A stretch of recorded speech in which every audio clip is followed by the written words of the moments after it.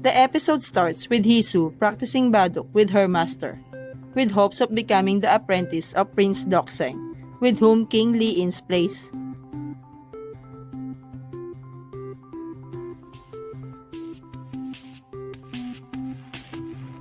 Just when Hisu gets the chance and moves back to Joseon as Mongwoo, the prince gets murdered.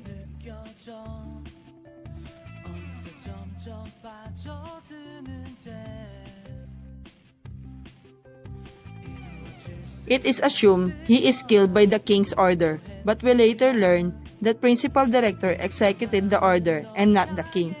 Hence the king swarms him subtly.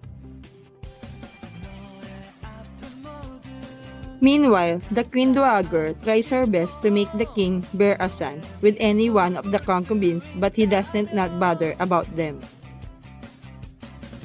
He only trusts the court lady Dong and does not let any woman close to him.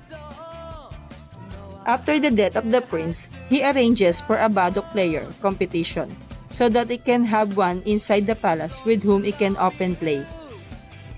At the same time, the king summons Myung-ha back to Joseon and appoints him as the 6th secretary. He gives him the biggest responsibility of restoring the peach tree of his late brother. To date, nobody has fulfilled the peach tree mission, but Myung-ha takes it up with determination.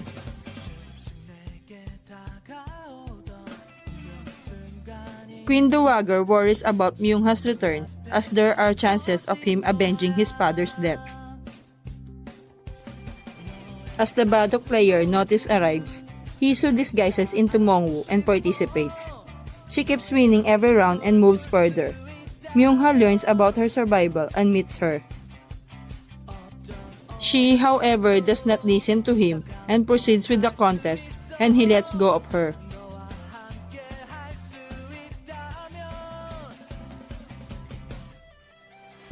The king learns about Mongwoo and goes to the contest to see whether it is indeed him. To his surprise, he finds Mongwoo, his long-lost Baduk player friend. He challenges Mongwoo to win the contest and come to the palace, or else his tongue will be ripped out. As expected, Mongwoo wins the contest and becomes the Baduk player of the palace. When Mongwoo goes to the king's chamber, the king asks why he has returned after so many years. Mongwoo gives a normal answer and the king gets mad at him. He says that he knows Mongwoo has returned to take revenge and kill him. The episode ends with both of them glaring at each other with anger. Thank you for watching. Don't forget to subscribe, like, and share.